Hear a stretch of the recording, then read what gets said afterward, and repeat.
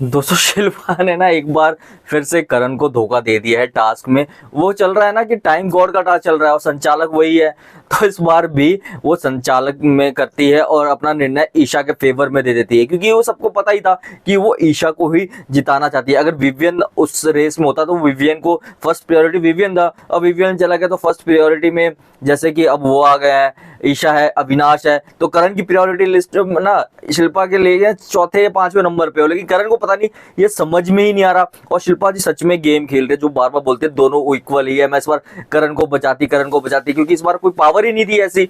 लेकिन ना सभी को ये सब पता है, पूरे घर वालों को पता है, सब जनता को पता है कि शिल्पा का क्या गेम है, क्या मास्टर माइंड गेम है उसका। ना गेम ना एक्सपोज तो हो गया है, लेकिन उसको फर्क ही नहीं पड़ रहा किसी चीज का, क्योंकि उसको पता है कि विवियन ने इस बार बचाया। 3 बार से लगातार वो नॉमिनेशन से बचती आई है। अगर एक बार भी वो नॉमिनेशन में आए ना, तब मजा होगा रिएक्शन देखने का, और तब वो डेंजर जोन में भी रहेगी, क्योंकि जनता का प्यार तो बिल्कुल भी नहीं मिलेगा। क्योंकि जैसी गेम वो खेल रही है तो जनता का प्यार तो बिल्कुल नहीं मिलेगा। इस बार भी यार करण को धोखा दे दिया। मतलब टाइम गॉड नहीं बन पा रहा था करण, लेकिन ना किसी को टाइम गॉड बनाने में मदद कर रहा था तो उसको ही फेवर रिटर्न में मिलता। लेकिन शिल्पा को तो विवियन का ही करना है, मतलब विवियन के सपोर्ट में रहना है, विवियन के सामने अपना पर्सनालिटी बढ़िया रखनी है, इमेज बढ़िया बना के रखनी है। तभी तो जो विवियन के ग्रुप वाले ईशा और अविनाश हैं, तो ईशा को इस बार टाइम गॉड बना दिया शिल्पा ने अपने संचालक के दम पे। और सभी घर वालों ने इस पे जिताया भी है, लेकिन सबको पता भी था गया शिल्पा तो बायस तो है ही,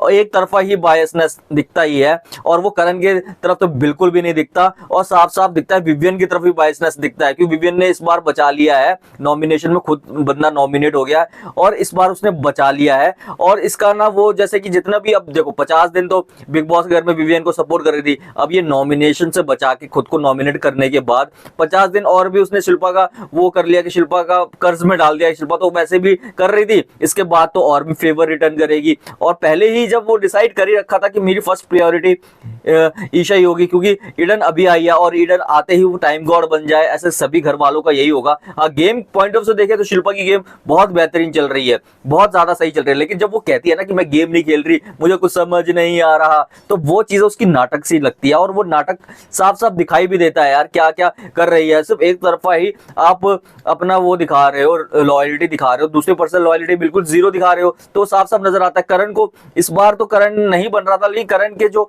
बनाना चाह रहा था करण, उसके साथ ही सपोर्ट कर देते, फिर ही संचालक बन जाते। लेकिन आपको तो ईशा को जिताना था, आपको विवियन की नजरों में अपनी इमेज को मेंटेन रखना था। तो क्योंकि ना ईशा और अविनाश और विवियन हमेशा ही आपके प्रायोरिटी में रहेंगे और करण नहीं रहेगा। करण का तो आपको पता है, करण को तो मैं मना लूंगी कैसे भी, और जब आपने करण को नॉमिनेट करके मना लिया तो ये तो छोटी मोटी चीज है, इसको तो हैंडल करना आपको पता है। और ये सब सिचुएशन को तो आपने हैंडल करना बहुत अच्छे से सीख लिया है। तो ये गेम बहुत ही ज्यादा शिल्पा की दिखाई दे रही है। दोस्तों आपको क्या लगता है, क्या शिल्पा करण को हमेशा ही सी बना रही है? तो कमेंट करके बताएं। वीडियो चलेगी, वीडियो को लाइक, चैनल को हमारे सब्सक्राइब जरूर कर दें।